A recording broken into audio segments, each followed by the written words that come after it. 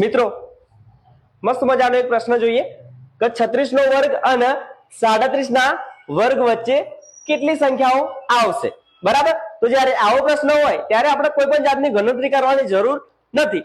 જોઈએ કે જ્યારે ક્રમિક સંખ્યાઓ આપેલી હોય અને એમનો વર્ગ કીધો હોય, 2 નો વર્ગ અને 3 નો વર્ગ, તો આમના વચ્ચે કેટલી સંખ્યાઓ આવે એ આપણે કહેવાનું.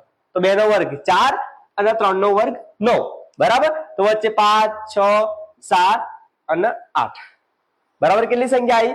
1, 2, 3 અને 4, 4 સંખ્યાઓ આવી, બરાબર? તમે બીજી એક આવી નાની સંખ્યા લઈ પણ તમે જાતે ગણી શકો છો.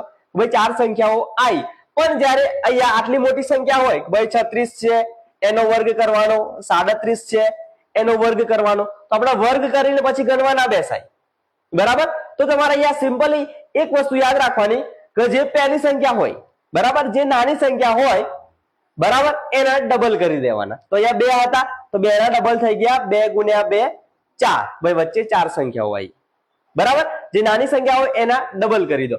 તો અહીંયા 36 છે તો 36 ગુણ્યા 2 તો આવી જશે તમારા 72. ભાઈ 36 નો વર્ગ કરશો અને 37 નો વર્ગ કરશો તો એમની વચ્ચે 72 સંખ્યાઓ આવેલી હશે. જ્યારે ક્રમિક સંખ્યાઓ આપેલી હોય ત્યારની આ વાત છે, બરાબર? તો આમાં કોઈ જાતની આપણે ગણતરી કે એવું કશું કર્યું નથી, પણ તો પણ આપણો જવાબ મળી જાય છે.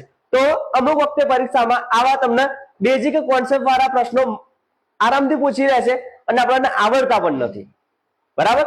તો જો આ મારો વિડીયો ગમ્યો હોય, મારી આ ટ્રીક ગમી હોય, તો આવી સરસ રીતે ગણિત શીખવા માટે મને એલેકભાઈ હેમાંગ માછીને ફોલો કરો અને તમારા જેટલા પણ મિત્રો છે એમને આ વિડીયો શેર કરવાનું ભૂલતા નહીં. Thank you.